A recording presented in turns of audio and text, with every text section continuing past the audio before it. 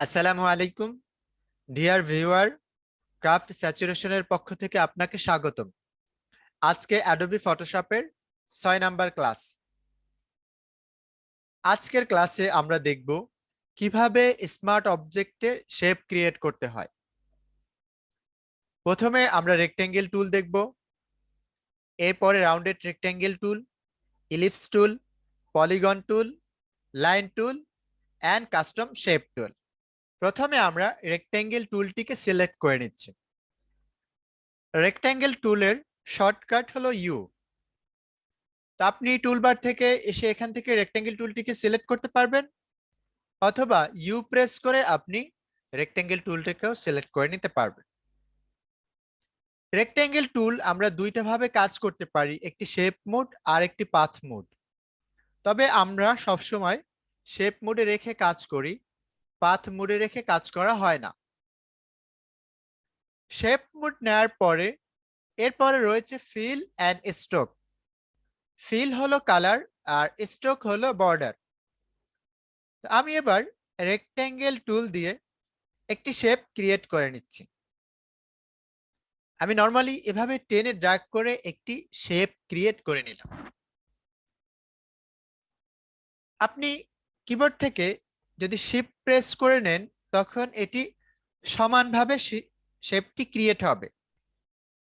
আর আপনি যদি shift alter ধরে নেন সেক্ষেত্রে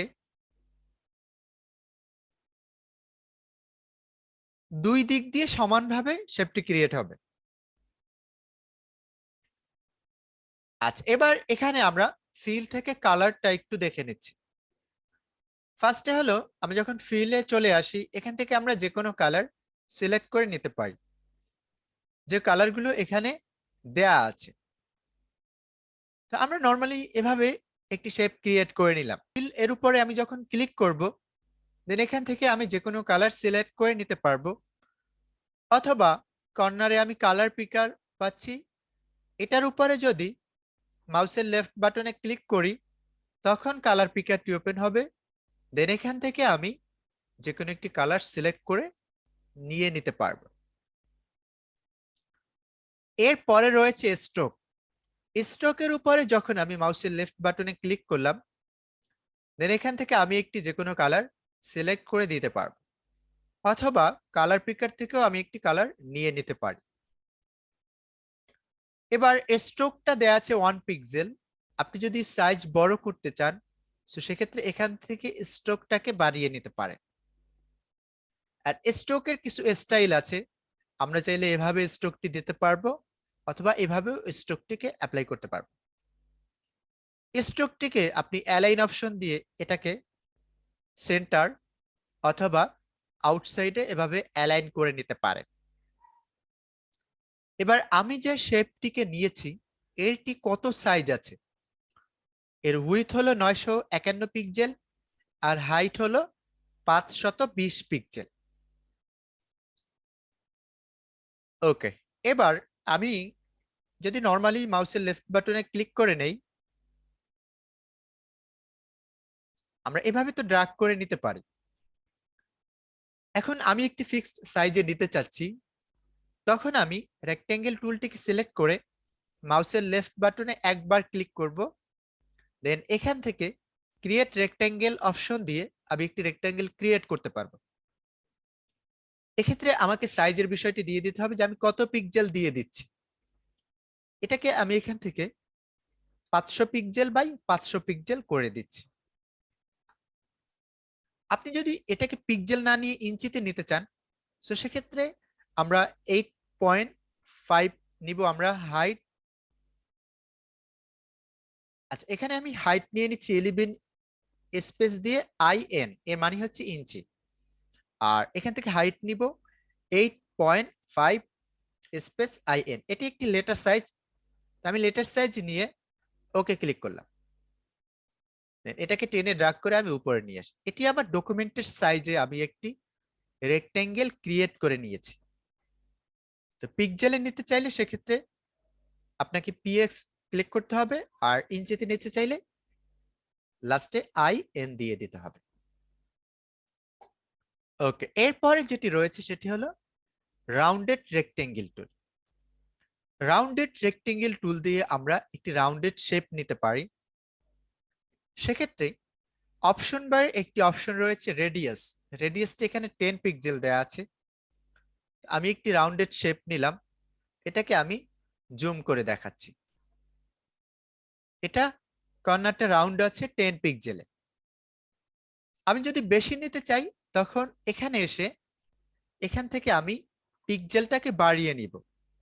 আমি এখানে 50 পিক্সেল দিয়ে এন্টার ক্লিক করলাম, দেন এখান থেকে একটি শেপ নিলাম।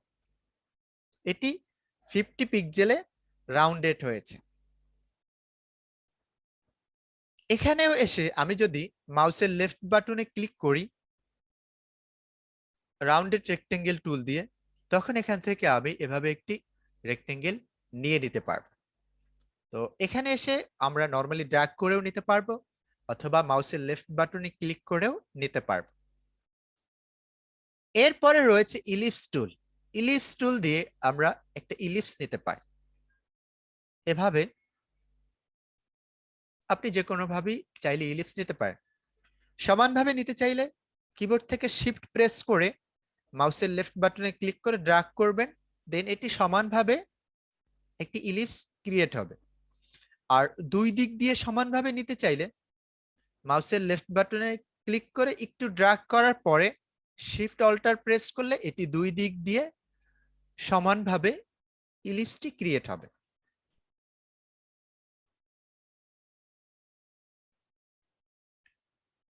এরপরে রয়েছে পলিগন টুল।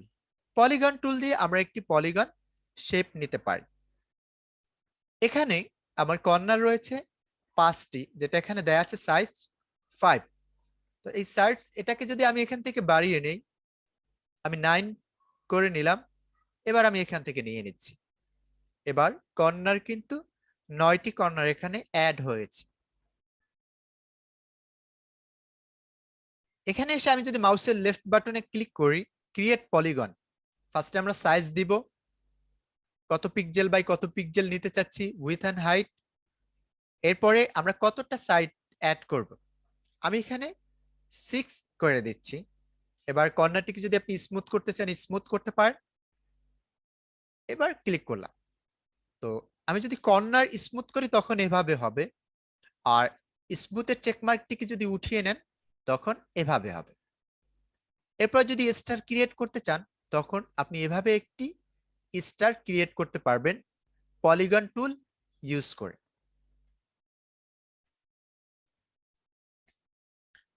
এরপরে রয়েছে লাইন টুল। লাইন টুল ইউজ করে আমরা একটি লাইন নিতে পারি এভাবে। এক্ষেত্রে আমরা উইথটাকে যদি এখান থেকে বাড়িয়ে নেই 5 পিক্সেল, তখন আমার লাইনটি আরো বড় হবে।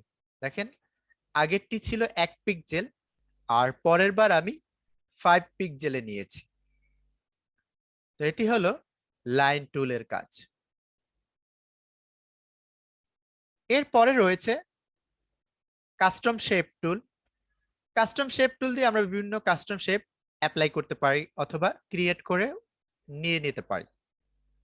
আমি যখন কাস্টম শেপ টুলটিকে সিলেক্ট করি, দেন আমরা অপশন বারে এসে শেপ নামে একটি অপশন রয়েছে, এর উপরে মাউসের লেফট বাটনে ক্লিক করলে আমরা ডিফল্ট ভাবে কিছু কাস্টম শেপ এখান থেকে পেয়ে যাই।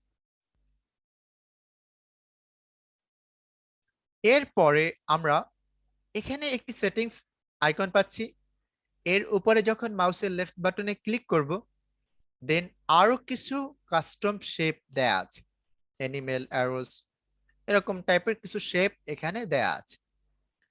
আপনি যদি একটা ক্লিক অ্যাপ্লাই করতে চান তখন যে কোনো একটা সিলেক্ট করে ওকেতে ক্লিক করবেন, দেন এটা অ্যাপ্লাই হয়ে যাবে। আর একসাথে যদি সব অ্যাপ্লাই করতে চান তখন এখান থেকে সিলেক্ট করে ওকে ক্লিক করলে তখন দেখবেন যতগুলো শেপ রয়েছে সবগুলো এখানে অ্যাপ্লাই হয়ে গেছে। বাই ডিফল্ট কিছু শেপ এখানে দেয়া আছে যেগুলো আপনি চাইলে ডিজাইনে ইউজ করতে পারবেন। এতটুকু হলো আমাদের টুলস এর কাজ। এবার আমরা আরো কিছু অ্যাডভান্স কাজ এখান থেকে দেখে নিচ্ছি। যখন আমি রেক্টেঙ্গেল টুল নেই, এখানে একটি অপশন রয়েছে নিউ লেয়ার।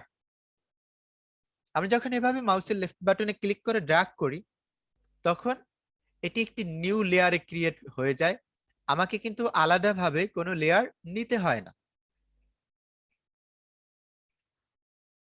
তো আমি এখান থেকে একটি নিউ লেয়ার নিলাম। এর পরে যেটি রয়েছে সেটি হলো কম্বাইন শেপস। এটা দিয়ে একটি কম্বাইন করবে অথবা একটা লেয়ারের সাথে একটা শেপের সাথে আরেকটা শেপ অ্যাড করবে। দেখেন দুইটি শেপ একসাথে অ্যাড হয়েছে, বাট আলাদা কিন্তু লেয়ার ক্রিয়েট হয়নি। আমি যদি এখান থেকে সাবট্রাক্ট করতে চাই, তখন আমরা এভাবে ক্লিক করেও এভাবে সাবট্রাক্ট করতে পারবো যে কোনো শেপ। আমি আবার কম্বাইন শেপ দিয়ে আবার অ্যাড করে নিচ্ছি। এবার আমরা এখান থেকে এসে সাবট্রাক্ট অপশন দিয়ে আমি এভাবে সাবট্রাক্ট করতে পারি।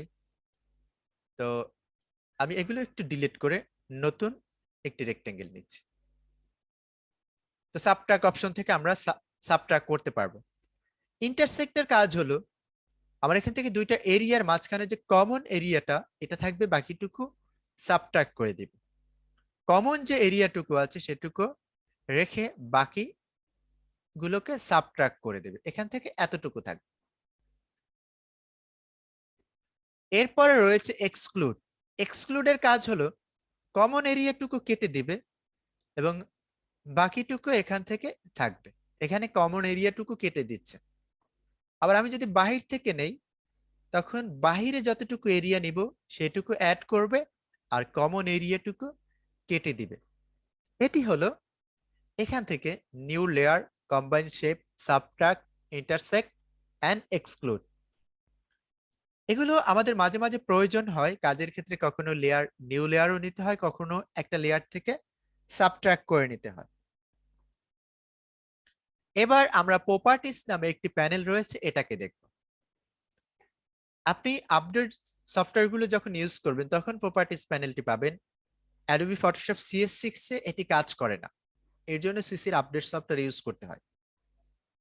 যখন রেক্টেঙ্গেল টুল দিয়ে এভাবে একটি শেপ ক্রিয়েট করে নিচ্ছি, এবার আমি উপরের অপশনগুলো কিন্তু প্রপার্টিসে পেয়ে যাচ্ছি।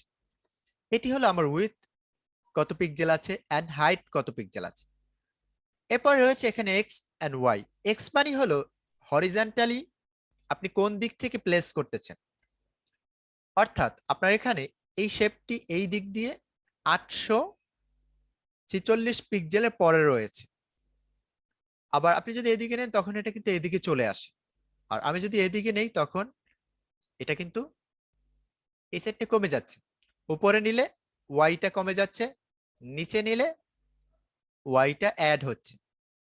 এটা আমরা সরাসরি এখান থেকে নিতে পারি, অথবা এভাবে করে আমরা উপরে নিতে পারবো, নিচে বা উপরে নিয়ে নিতে পারি। তবে এটির দরকার হয় না, নর্মালি আমরা মুভ টুল দিয়ে এই কাজটি করে থাকি। এরপরে এখানে আমরা পাচ্ছি ফিল অ্যান্ড স্ট্রোক।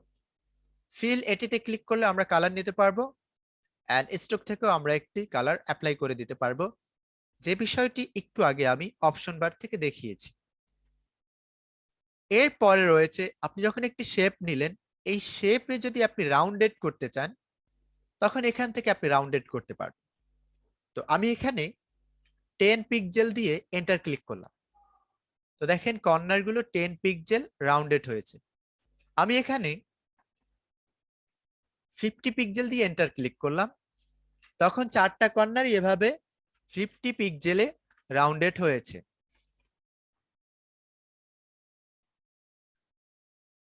এখানে এসে আমরা যদি এই লিঙ্কটিতে চেক মার্ক করে দেই, তখন আমি একটাতে দিলে বাকি সবগুলোতে নিয়ে নেবে। আর এটা যদি চেক মার্ক উঠিয়ে দেই, দেন আমি এটাতে 100 দিলাম, এবার এন্টার ক্লিক করলাম। এই পাঁচটা 100 পিক্সেলে রাউন্ডেড হয়েছে, বাট অন্যগুলো কিন্তু 100 পিক্সেল নেয়নি।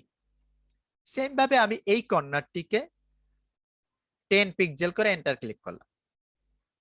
তো আমরা যদি এখানে চেক মার্ক করে দেই, তখন আমার যতগুলো কর্নার আছে সবগুলোতে একসাথে রাউন্ডেড হবে।